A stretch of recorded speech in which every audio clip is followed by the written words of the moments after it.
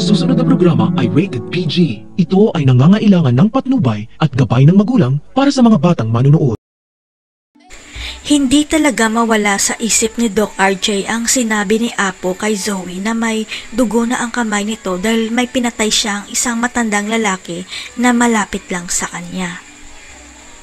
Pero napaka-imposible naman para kay Doc RJ na si Lolo Pepe ang tinutukoy ni Apo dahil hindi magagawa ni Zoe na saktan ang sarili niyang lolo na ama ng daddy niya.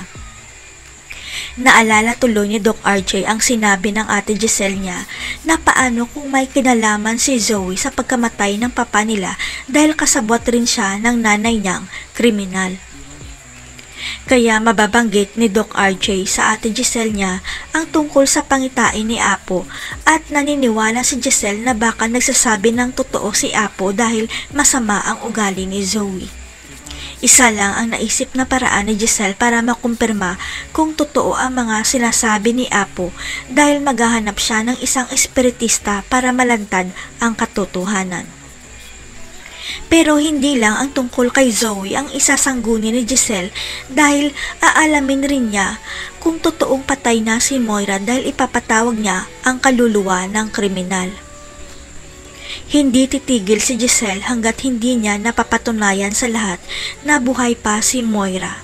Kaya sa tulong ng espiritista, mabubuking niya ang tinatagong sikreto ni Morgana.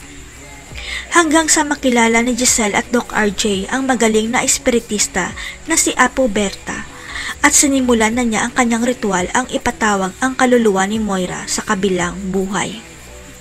Pero nagtataka si Apo Berta dahil hindi niya matawag-tawag ang kaluluwa ni Moira at kanyang nadiskubre sa bulang kristal niya na hindi totoong namatay si Moira. Kaya hindi na nagpaligoy-ligoy pa si Apo Berta at sinabi kay Doc RJ at Giselle na niloloko lang kayo ni Morgana dahil si Morgana Go at si Moira ay iisang tao lang. Mabubuking kaya ang tinatagong sekreto ni Morgana dahil sa espiritista. Malalaman na rin kaya ni Giselle at Doc RJ na si Zoe ang pumatay sa papa nila. Abangan.